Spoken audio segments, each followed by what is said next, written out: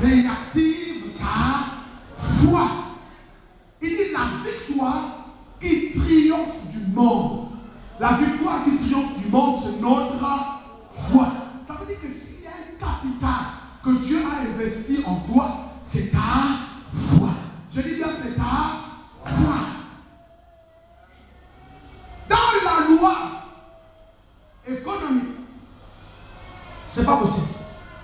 Tu as 2 pains, tu as 2 pains. Tu as 5 poissons, tu as 5 poissons. Tu ne peux pas nourrir la foule. Compter sans femmes et enfants à près de 5000 personnes. Le monde a établi des limites. Et nous vivons parce que nous nous sommes conformés. Or, la Bible dit ne vous conformez pas au siècle présent. Le monde c'est le siècle présent. Mais la Bible dit, mais au contraire, soyez renouvelés dans votre intelligence. Soyez renouvelés dans votre intelligence. Écoutez, quand vous êtes renouvelés dans votre intelligence, vous ne réfléchissez plus selon le raisonnement de ce monde. Mais vous réfléchissez en fonction de la provision divine. Est-ce que quelqu'un m'entend? On a dit à Jésus, mais il n'y a que quelques pains et quelques poissons. En temps normal, Jésus aurait dit qu'est-ce qu'on peut faire? Appelez juste l'équipe de dirigeants qu'ils mangent et les autres, faites-les répartir. Jésus a dit, c'est déjà quelque chose. La foi dit, c'est déjà quelque chose. Si tu étais chez le médecin et on t'a déclaré par exemple, non, tu as un cancer, et mais donc le cancer est dans un stade avancé. Tu repars quelques jours après. On dit non, mais le cancer n'évolue plus. C'est déjà quelque chose. Là, je commence à opérer dans le monde de la foi. Pour dire ce que Dieu a démarré, il va l'achever au nom de Jésus. Alléluia. Je crée autour de moi une atmosphère de foi. Je proclame plus question de la parole de Babylone, plus question de la parole de ce monde, mais je parle selon Dieu. Je rappelle les promesses de Dieu. J'établis en moi les changements d'acier. La victoire, dites-moi la victoire. Quand vous avez la foi, comment est-ce qu'elle opère? Alléluia. Pour que vous soyez tous là, j'ai utilisé la foi. Est-ce que vous savez comment la foi opère? Je vais vous expliquer. Satan, la chose qu'il redoute, c'est la foi. Parce que la foi est un bouclier. Est-ce que vous me suivez? Quand quelqu'un a la foi, Satan peut organiser toute une armée de l'enfer pour éteindre sa foi.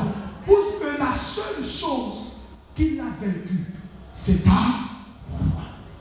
Si tu as la foi, tu peux vaincre le monde.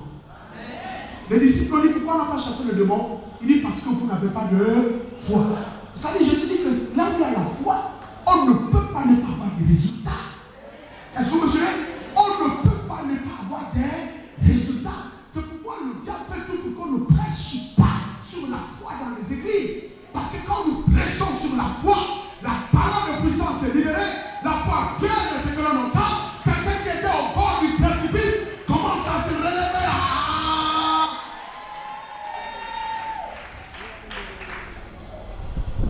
Écoutez, Jésus a dit apportez ce que vous avez.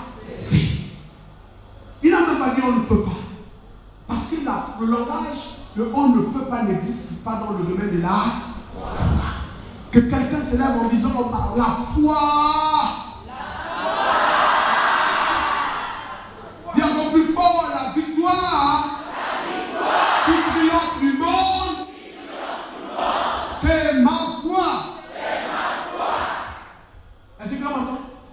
La foi commence par la nature du langage.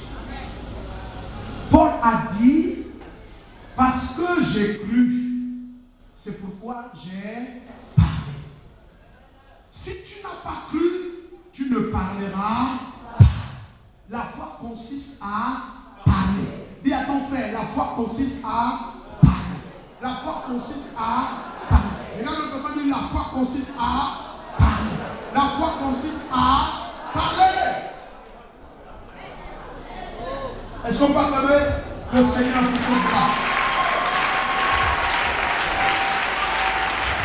Alléluia. Alléluia. Dis avec moi, j'ai la foi. Plus fort, j'ai la foi. Maintenant, asseyez-vous un instant. Suivez maintenant. Comment la foi devient un élément de victoire sur le monde? Dieu dit par la bouche de son serviteur, l'auteur du livre Hébreu, il dit sans la foi, il est impossible d'être agréable à Dieu. Donc la foi est fondamentale. Mais comment est-ce que cette foi opère? La foi est comme un arbre qui se retrouve en proie des vents contraires, mais qui résiste malgré les vents. La foi, c'est le refus permanent du monde, ou bien de coopérer avec les réalités visibles. Je vais expliquer. Je dis la foi, c'est le refus permanent. Je ne veux pas dire que maintenant et pas demain. Donc c'est le refus permanent de coopérer avec les réalités du monde visible. La foi n'a rien à voir avec le monde visible, mais la foi influence le monde visible. Est-ce que vous m'entendez? Est-ce que vous m'entendez? Cette foi qui triomphe du monde commence d'abord par s'opposer à ce que le monde lui propose. Ouvrons Romains chapitre 4. Romains chapitre 4. Et nous allons lire le verset 16 jusqu'au verset 20. C'est pourquoi les héritiers le sont par la foi. Oui, les héritiers le sont comment? Les héritiers le sont comment? Non, répétez après moi. Les héritiers le sont comment? Je vous entends, le sont comment?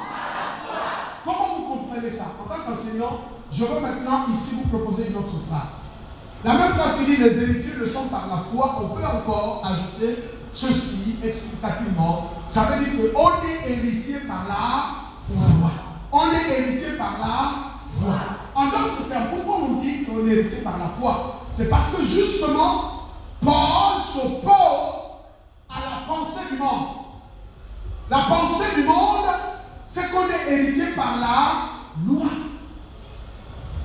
Est-ce que vous suivez? Vous allez comprendre. Je l'ai une crainte. Comment en fait on est héritier? Je vais prendre l'exemple simple. Nathalie Marie Semanet, elle a construit des châteaux à Port-Gentil. Parce que je suis son fils, au nom de la loi, je suis comment? Héritier. Est-ce que vous suivez? Donc, c'est comme ça que le monde fonctionne. Pour le monde, on est héritier par la loi. Et ils ont compris ça même à la manière spirituelle. Par la loi de Moïse. Comment on peut hériter les promesses de Dieu? Paul dit non. Vous ne pouvez pas hériter les promesses de Dieu en obéissant à la loi. Bien au contraire. Paul est en train de dire on est héritier par la foi. Si vous avez compris ça, vous avez commencé à avancer. La loi vous décourage.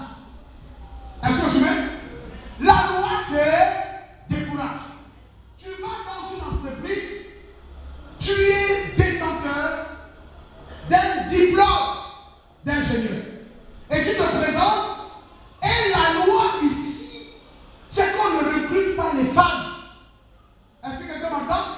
C'est la loi, vrai ou faux? Quand tu vas voir, il est écrit dans leur loi que ici, là, on ne recrute pas les femmes. Tu es découragé. Tu n'oses même pas. Parce que c'est la loi. Parce que c'est la loi. Or, la loi te décourage d'oser. Vous ne me suivez pas, je suis là. Je vais prendre un exemple. Ça veut dire que comme je suis femme, et j'arrive dans une entreprise, on ne recrute pas les femmes, je retourne sans voir le directeur. Je retourne sans argumenter. Or, la foi consiste à parler. Mais puisque la loi m'impose le silence, je ne parle plus parce que je suis découragé. Est-ce que vous savez? Est-ce que quelqu'un m'entend? La loi de la vieillesse. Quand on a dit après un certain âge, tu ne peux plus faire d'enfant. C'est la loi. C'est pourquoi les gens essaient de miser. Ils disent, bon, jusqu'à cet âge-là, c'est encore possible. Et dès que tu dépasses le cap, tu es déjà découragé et fermé à la possibilité d'entrer dans ta promesse. Ça, c'est la loi. C'est la loi qui veut qu'à un certain endroit, qu'on reçoive un certain nombre de personnes et non les autres. Quand tu découvres cette loi, tu es comment? Tu es découragé. Mais qu'est-ce que la foi dit? Alléluia. La foi ici change de loi. Vous l'avez pas su. La Bible dit, lorsque le sacerdoce change, la loi aussi change. Jésus n'avait pas le sacerdoce terrestre. Est-ce que quelqu'un m'entend? Le sacerdoce de Jésus n'était pas terrestre. Le sacerdoce terrestre était celui d'Aaron. Donc il n'y a que Aaron, la loi disait, c'est Aaron ou ses fils pour être souverain sacrificateur. Donc c'était la loi qui les suivait. Mais quand Jésus est venu, il dit cette loi mérite d'être changée. Je change de sacerdoce. La foi, c'est le changement du sacerdoce. Vous délaissez le sacerdoce terrestre, vous vous connectez au sacerdoce céleste. Quand vous êtes dans le sacerdoce céleste, la loi de la terre change. La situation change. C'est quoi que vous refusez? On accepte parce que vous n'êtes pas terrestre, mais vous êtes céleste. Vous n'êtes pas terrestre et vous êtes céleste. Vous n'opérez pas avec des lois terrestres, mais vous opérez avec des lois célestes. Ah, c'est ça la foi. Alléluia. La foi est une espérance contre toute. Ça veut dire quoi? Est-ce que tu peux lire un peu? On va expliquer ça. C'est pourquoi les héritiers le sont par la foi. Les héritiers le sont par la foi. Que ce soit par grâce. Vous savez, si c'était la loi, toi et moi ne devons pas être bénéficiaires des promesses de Dieu par Abraham. Parce que la loi devrait établir que les enfants d'Abraham sont les enfants de la chair.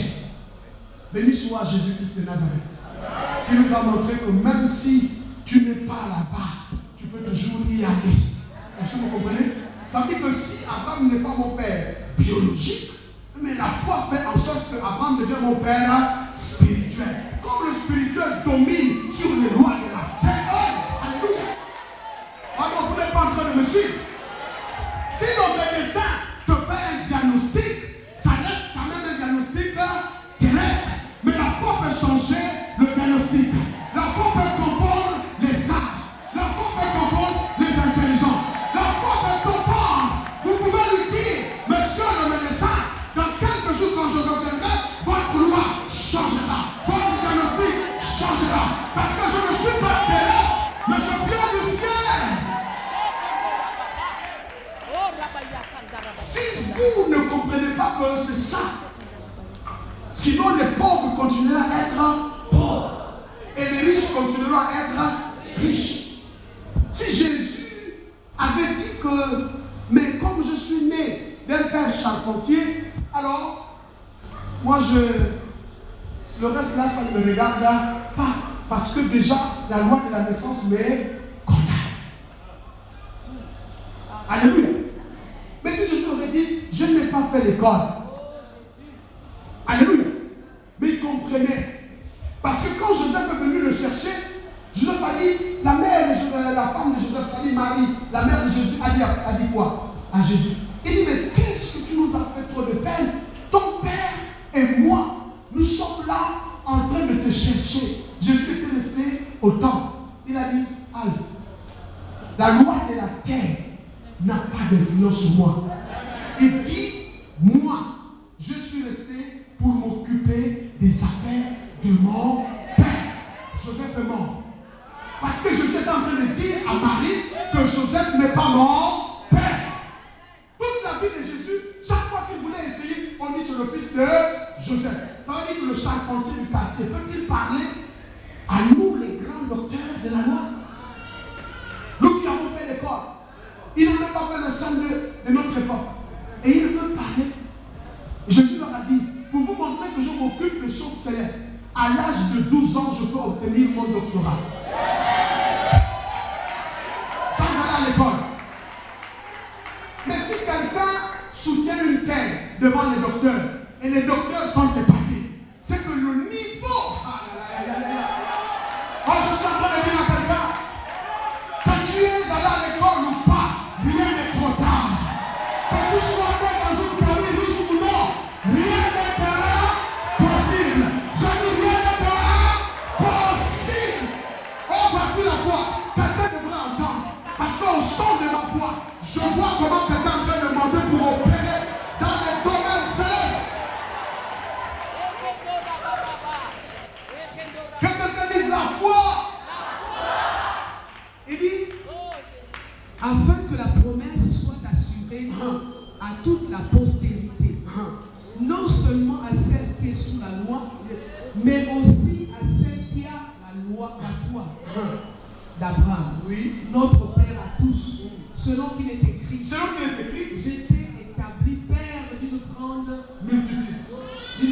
Ça veut dire que c'est la foi qui me dit tout le travail d'Abraham là. Je suis bénéficiaire. Alléluia. C'est la foi. Est-ce que vous m'entendez?